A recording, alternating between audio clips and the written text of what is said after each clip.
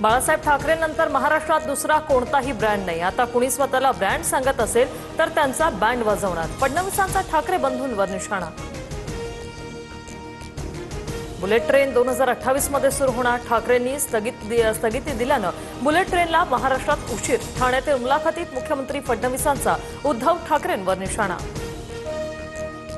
छत्रपती संभाजीनगरमध्ये इम्तियाज अलील यांच्या गाडीवर नाराज कार्यकर्त्यांचा हल्ला। जलील यांना मारहाणीचाही प्रयत्न। जलीलांना वाचवणाऱ्या समर्थकांना मारहाण। काही गुंडांकडून पोलिसांसमोर माझ्या गाडीवर हल्ला। गुंडांना भाजप आणि पालकमंत्र्यांचं संरक्षण। इम्तियाज अलील यांचा अतुल सावे आणि संजय शिरसाटांवर आरोप। जलीलांनी पैसे घेऊन तिकीट विकलं। कार्यकर्त्यांना देशोधडीला लावलं। संजय शिरसाटांचा आरोप। तर जलील एक नंबरचा खोटारडा माणूस म्हणत शिरसाटांनी आरोप फेटाळले। अकोटमध्ये भाजप एमआयएम तर अंबरनाथमध्ये भाजप काँग्रेस युती। मात्र काँग्रेस आणि एमआयएम सोबत युती खपवून घेणार नाही। नेत्यांवर कारवाई करणार। फडणवीस संतापले। अकोटमध्ये भाजपसोबत आघाडी तोडण्याचे आदेश। स्थानिक नेत्यांकडून अहवाल मागवल्याची जलील यांची माहिती। तर भाजप आमदार भारसाकळेंना प्रदेशाध्यक्षांची कारणे दाखवा नोटीस।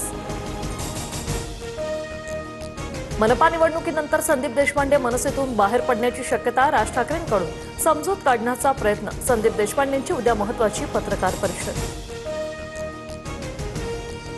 अजित पवार भ्रष्टाचार लपवण्यासाठी भाजपत आले का हे त्यांनाच विचारा। आमदार महेश लांडगेंचा पलटवार। अजित पवार महाराष्ट्रातील भ्रष्टाचाराचे आका। लांडगेंची टीका। अर्ज माघारीसाठी राहुल नार्वेकरांकडून दबाव। जुन्या प्रकरणांची माहिती देत अप्रत्यक्षरित्या धमकी। मुंबईच्या वॉर्ड 226 अपक्ष उमेदवार तेजल पवार यांचा आरोप। मात्र नार्वेकरांनी आरोप फेटाळले। राज ठाकरेंकडून पूर्व उपनगरातील 16 शाखांना भेटी देत प्रचार दौरा। तर उद्धव ठाकरेंकडूनही 14 शाखांमध्ये भेटी देत प्रचार। ठाकरे बंधूंची प्रत्यक्ष ग्राउंडवर उतरून मोर्चे बांधणी। ही वेळ शाखांमध्ये बसण्याची नाही तर डोर टू डोर प्रचार करण्याची। ठाकरे बंधूंच्या प्रचारावर एकनाथ शिंदेंची टीका। वरळीतील महायुतीच्या उमेदवारांसाठी एकनाथ शिंदेंचा रोड शो।